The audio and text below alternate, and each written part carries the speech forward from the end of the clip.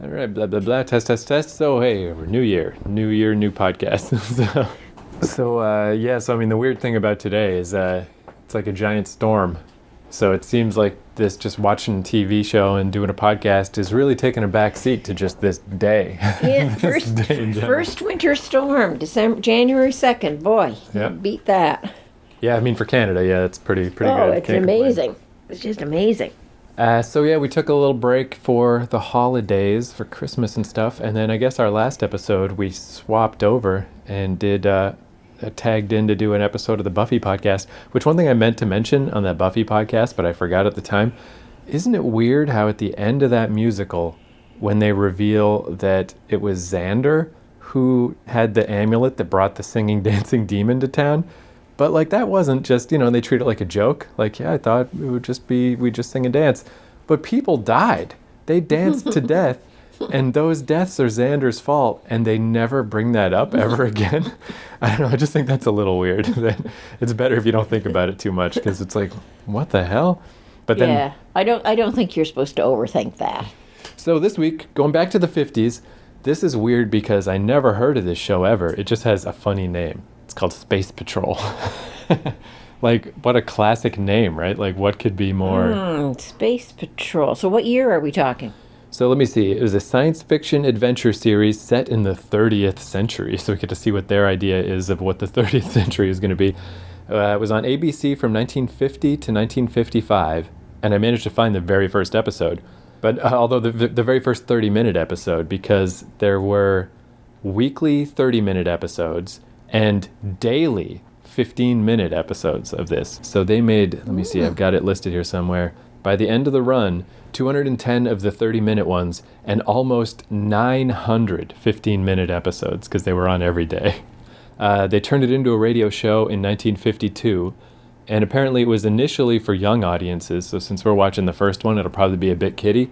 But as the show went on, it became popular with everybody, so by 1954, it was one of the top 10 Saturday shows for TV, just on a Saturday. It was top 10. Oh, and what's also neat about this is it was performed live on the West Coast, but then sent to the East Coast with like a bunch of underground cables and whatever the network was at the time to get this show as quickly as possible to the other coast. This was the first one. Wow. So yeah, that's pretty cool. And I can't say I don't think I know it at all. Well, this kind of reminds me of the Dick Tracy thing where we didn't know there was a Dick Tracy show, and it turns out it's because the Dick Tracy actor died. So it might be a similar thing here where it was the creator of this show. His name was Mike Moser. He was killed in a car accident in 1954, and his wife took over the show. But by 1955, they wrapped it up, probably just because the main guy Was died. gone. So, so just another case of like, seems like it was pretty freaking famous back then, but it just wasn't famous enough to Couldn't claw make its it to way in. CBC. Yeah, yeah, exactly. And this is famous last words because whenever I say I'm excited about a show, it's usually bad. But because again, I don't know anything about this, I've never seen it, but I just clicked on the file real quick just to make sure that the sound worked and everything because we've had a couple of downloads where the sound was bad or whatever. And the thing that made me excited is the little bit that I saw had a marionette in it. And I'm like, all right, I'm in. Because that was like the best thing with like those Buck Rogers serials and stuff is whenever they have miniatures and marionettes and Thunderbirds type crap going on, that's just always good. What's interesting, though, is here is another space show from the 1950s. Space was a really big deal in the 50s. Yeah. There were like so many movies. We had westerns in space. Westerns in space. It seems like, too, from what I've seen of old stuff, I'm always impressed by the level of science fiction.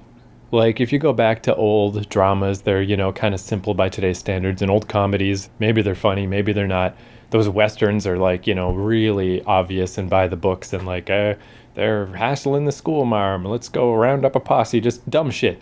But the sci-fi stuff is always way smarter. Like, the Twilight Zone's the obvious one, but some of those are super clever. Just Star Trek in general, all these like groundbreaking ideas and stuff. Like it seems like sci-fi is where you go if you want to have an idea, But we think of Star Trek, for example, came out in the 66, I think, 66, 67. We think of it as the hallmark of introducing us to the world of science fiction. But in the 1950s, you had all these Yeah. This one, obviously, Buck Rogers, and who knows how many others. Well, and like the Twilight Zone in specific, like a lot of those were based on short stories, so they were Yeah. skipping right Yeah, past. Harlan Ellison and those guys from the 1930s who wrote those in the 30s. Yeah, so they were skipping past TV, boring TV cliche, and going to actual real stories with real stuff happening. Because Twilight Zone, I mean, I've seen some bad ones in my time, but overall, man, that's a good show. Like it still holds up completely, which is just Yeah. weird. Yeah, it does. But there were so many of these. I mean, Planet Space Nine, whatever that one's called. That's so bad. But the movies from the 50s too. There were an Oh, you mean incredible Plan 9 from Outer Plan Space? 9 from Outer Space. But there were an incredible number of space type movies made in the 1950s, and obviously now we're seeing it in the TV genre too. Right. TV is a fairly new innovation in the 1950s, and yet here we are doing space stuff. So hey, All right, and yeah, if anybody wants to check this out and watch along with us, I'm pretty sure I just got this off YouTube. So it's Space Patrol Season 1, Episode 1, The Swamps of Jupiter.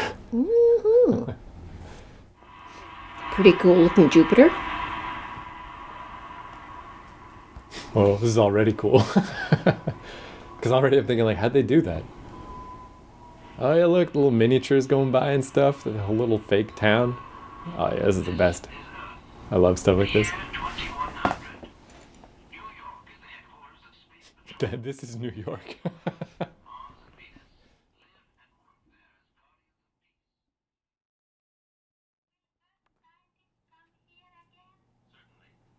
wish you stay here and make home with me.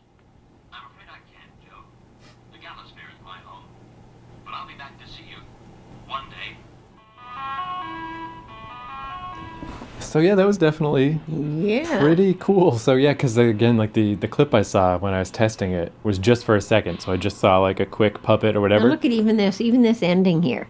Yeah. They're not just showing a static scene. Look at all the Whole action little that's town. Yeah. With all that's the going on in the back. Little vehicles traveling around, lights flashing. radar dishes and stuff. Yeah. Yeah, so since I only saw a puppet for a second, I still, like, I presumed it was still going to be mostly people and maybe like one puppet or whatever. And I feel like the Wikipedia article I read really buried the lead about the puppets. The whole thing is marionettes, and I didn't realize that when I was skimming through this article. So yeah, that was a lot more impressive even than I thought it was going to be. It's nice to expect that something's going to be cool, and then it is. That's a nice bonus. They did an amazing job with the marionettes. For one thing, very difficult to see any wires or anything that were moving. The way they had the mouths moving was excellent. The the storyline was very mature. And if that was geared for children, if I was a kid, like 8 or 10, 12 years old watching that, I'd be so impressed because they talk to them like they were adults. So that was not geared for kids. That was just geared for general audience. But this guy is obviously somebody who's really into this technology. Yeah. He's a geek. Yeah. And he loves this stuff. He obviously put in a whole lot of more time and effort. Now, this was show number 1, of course. And sometimes with show number 1, you do get a whole lot more detail and really good stuff because they're trying to sell the product. Later on, it may have weakened down a bit. I wonder, yeah, by episode 900 of the Daily Show. Yeah, because he's got to produce it, and he's got to produce it really fast. Yeah. Whereas number 1, this would have been the product that he would have taken to the advertisers and said, like, I want to have this on TV, and they would have had to buy it. So it can't be sloppy, and it can't be just a bunch of junk. But this one isn't. Boy, that's a good show. So basically this whole plot was they go to Jupiter because something's going on, but they don't know what. And when they get there, they find out that some no good Martians are poaching animals because the animals there have amazing skins that are super durable and stay warm and whatever, and they can sell them for $1 million space bucks or whatever. But the speech was so James T. Kirk of just like, Right. You may be profiting yourselves, but at the cost of the only animals here on Jupiter. Right. So now we get the big environmental thing of wiping out the animal life on Jupiter, too. I mean, here we are 70 years ago, and we're talking about an issue that was very big in the 1960s when Star Trek was made, very big time today, 70 years later. I mean, they hit the nail right on the head as far as having a good issue that has long-lasting effects in our world. Right. Like it was amazing. I loved it. Yeah, I think it's funny too. There probably weren't that many people working on the show really, because like there's so few accents. So the Martians had that sort of kind of dumbed down Russian accent. But the thing that I thought was funny is when he fiddles with his translator so he can understand the Jupiter monster, and it's like, please, Mr. Spaceman, please help, we're being attacked. But there was also somebody back at Earth HQ that talked just like that too. Like, you're ready now, we will send you on the ship. It's like, that's obviously the same person doing those voices, and there's just a limited palette of accents they can do. And it's interesting that the bad Martians speak with a Russian type accent. Yeah. And this is 5 years after World War II finishes, and the Russians have set up are setting up communist states in Europe at that time, and they are perceived to be the bad guys of the world. Well, they're the bad guys of the universe in this thing too. Yeah. It was amazing. I was very impressed by it. Yeah, because I think the closest thing to that we've seen before, I guess, were those Flash Gordon serials from the 30s, but that's because they had the money of movie theaters to make stuff. So for like TV, yeah, this is pretty much, like Jack Benny's the best written show, but as far as production goes, for 1950 also, it's crazy how good this was. But I really don't understand, like I got to look up and see if I can find like a documentary about this or something. This notion of producing it live, it can't be what I think it is, because you just couldn't. It's too complicated. There's no fucking way they were doing that live. Like, I don't know what they mean when they say that it was broadcast live and not pre-recorded.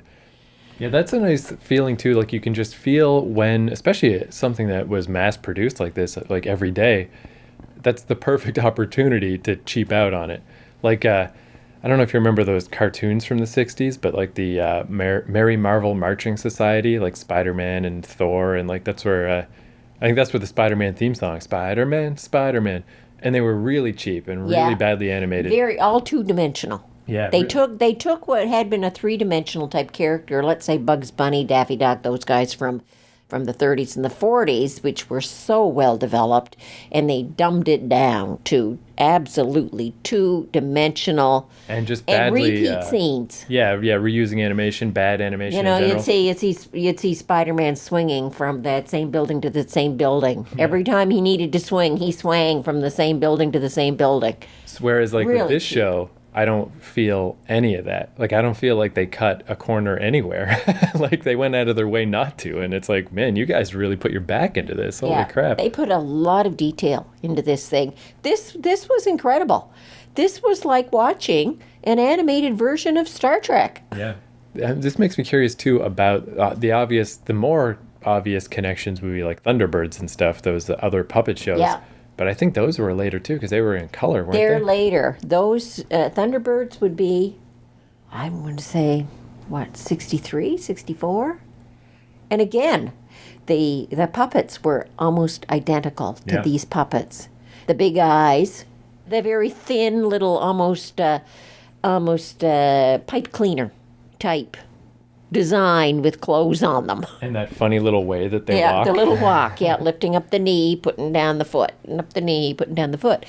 Very much. As soon as I saw that, I was thinking Thunderbirds. Yeah. So, I mean, that's a good way to start the new year. Man, that was a cool show. I'm glad that because again, I never heard of it, but I'm just like, Space Patrol is such a kind of boneheaded but classic name. It's a very generic name. It could mean anything. Yeah. It could be cartoon, it could be people, it could be anything. Yeah, and to me, it smacks of 1950. So when I saw the name Space Patrol, I'm like, well, let's just search, and there it was. So I'm like, all right, this week's Space Patrol, and yeah, I'm glad I did, because that was cool. It worked out. I think that's probably the best thing that we have seen. Yeah, I think, again, the only thing comparable are those serials from the 30s, but those weren't TV, so yeah. But even so, just considering the technology and how they did this, I mean, it's one thing if you looked at this from 2020 with all the computer animation and things that we do, you'd say, what a bunch of crap. But when you consider that they had none of that, and all of this was created manually, right down to the little costumes, the little spaceships that they created, I mean, that must have taken out a huge amount of time to create that stuff. And then to activate it and have it actually move. So yeah, thumbs up to Space Patrol. Definitely. Cool. All right. These photos, see? Yeah, definitely. So what in the heck? So I mean, that thing we watched though was Yeah. it's called Space Patrol. Like, what's going on here? That could make sense too, though, because it was so advanced for 1950. The thing we just watched, maybe it's not from 1950. Maybe it's from later. You're like a generator, too. You need fuel. Haven't had any for about 12 hours. But listen, don't... Because yeah, this is way more in line with. Yeah, this is what I would have thought we would be watching. Super cereals and the checkerboard packages. Now, come in, Jack Knox. Hi, gang. Here, too, the super checkerboard cereal. Man, glad we didn't watch this. And wheat checks. Yes, modern bite-sized design for super easy. All right, yeah. So yeah, we got to do a little update because yeah, we were definitely watching the wrong show. So We gave credit to Mike, whatever his name was. yeah, so we just found the real Space Patrol. You were just watching some of it, and because yeah, there was so much stuff that didn't add up, that didn't make sense. Like, how could it be this complicated? How could they make 900 episodes? How could it be broadcast live? None of that stuff made sense. And then we saw the real Space Patrol, and it's like, oh, okay, now it makes sense. Like, it's way more a kid show, really dopey writing. Hey, kids, your rice checks or whatever, and yeah, just really simple people acting. And the one thing that was funny is that scene where they switch scenes and just for like 30 or 40 seconds, nothing happens because he's walking to the other set. So it is like, oh yeah, live TV. Like, that makes sense. That's the real Space Patrol. But yeah, I just found also this thing here.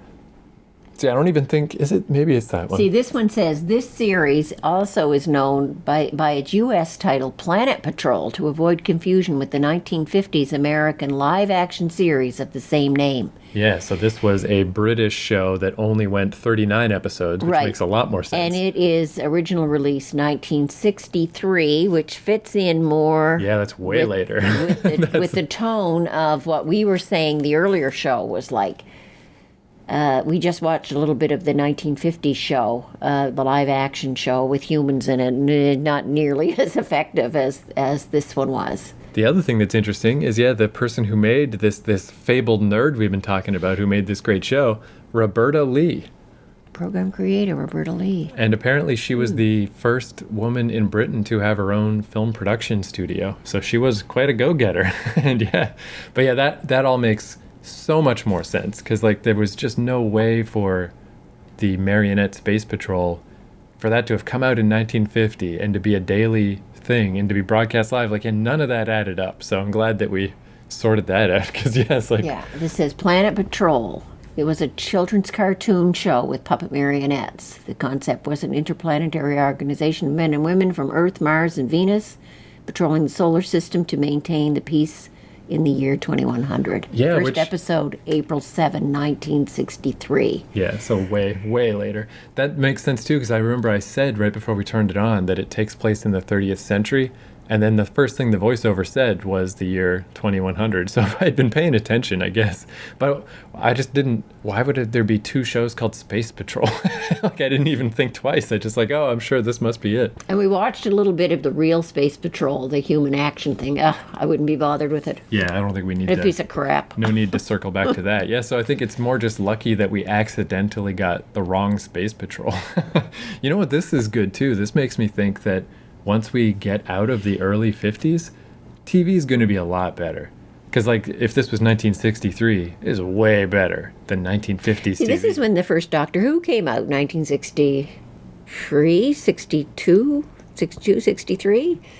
And yeah, it's not so crazy with the puppets too, because, like, I don't know the exact years, but, you know, Fireball XL5 and Thunderbirds and Captain Scarlet, like, all that shit was out by now, I And think. when I continually kept saying that the show didn't dumb down things for children, British TV never did that. Yeah. Like early Doctor Who's, this kind of stuff, you know, treats children as if they're very intelligent people who know what's going on in the world, whereas American TV and American movies, too, I find, always have this attitude they've got to explain it to you, just in case you're too dumb to figure it out for yourself. They've got to put it out there for you. American TV is very much the same, which was surprised me about that other show. The show that we saw tonight, because, well, it wasn't dumbing people down. Well, obviously not, because it wasn't American.